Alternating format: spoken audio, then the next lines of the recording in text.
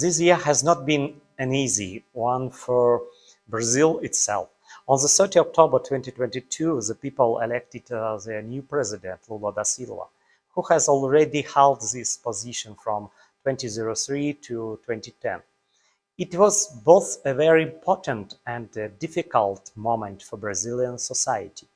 But I believe that the country passed the stages of this election campaign and well as elected themselves with dignity. I would like to remind you that in March 2010, President Alexander Lukashenko visited Brazil for the first time. His meeting with President Lula da Silva resulted in a political declaration. As a diplomat, I believed that this meeting laid the foundation for political friendship between the leaders of our countries, which we will now continue to build up. Belarus, of course, it's ready to drift not only in the same stream, but also on the same ship with our strategical partners, such as Brazil. And its open, pragmatic approach to building and similar foreign policy with Belarus, honestly with its partners, and the priority of the interest of its people. Brazil did not join the sanctions against Belarus.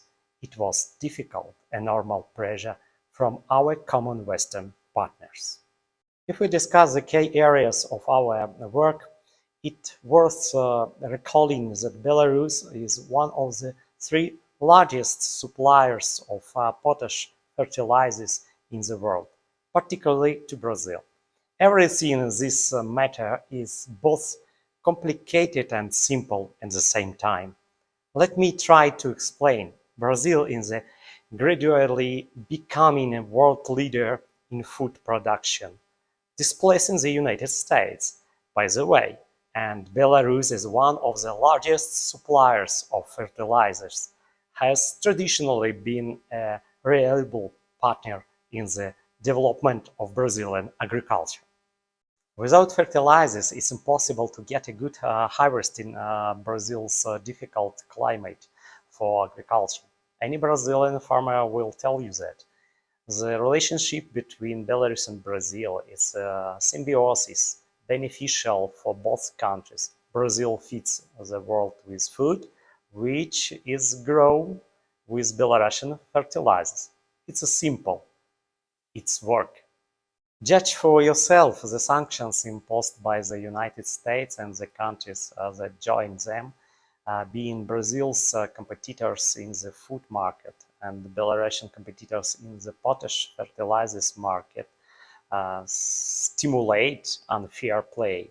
So when somebody tells you that sanctions are aimed at democracy, we should all understand the true nature of things. Sanctions are the instrument of competitors, which, like all other political technologies of the West, and aimed exclusively at gain their own profit, while the ordinary people buy food as the same price as the price of fertilizers went up.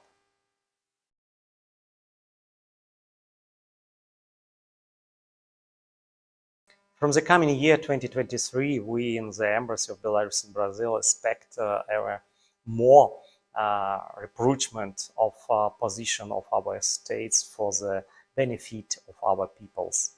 I would like to draw attention to the following fact. Brazil is one of the top 10 partners countries of Belarus. Our annual turnover before restriction sanctions was around $800 million. 20% of the Brazilian market of potash fertilizers is Belarusian potash. We need each other. Our alliance is organic in nature, and the leadership of both Belarus and Brazil understand it perfectly well. Taking potash as an example, you can see that the interaction between our countries is concentrated in the economic plane. At the same time, in my opinion, the opportunities for further development between between the two countries are far from being bad, and not only in the field of potash. We must talk about cooperation in areas that are relevant to the South American Gantt, such as environment, green transport, and so on, things that fit into Brazil's commitment to neutralizing carbon emission by 50% by 2030. Leaving aside politics and economics, it must be said that Belarus has a wonderful attitude toward Brazil. For example, many Belarusian and, as we know, our president Alexander Lukashenko supported the Brazilian nation team at the FIFA World Cup 2022, and boys in the yard play ball in Neymar and Richardson t-shirts. Another wonderful example was the Festival of Latin America Culture, held in October in Minsk, where Brazil demonstrated all its visiting cards: music, dance, cinema, cooking. The Belarusian had a wonderful opportunity to enjoy the Brazilian flavor for 10 days, and I am sure that everybody enjoyed the event very much. Happy New Year and Merry Christmas to all. Good luck and strong health to you and your relatives.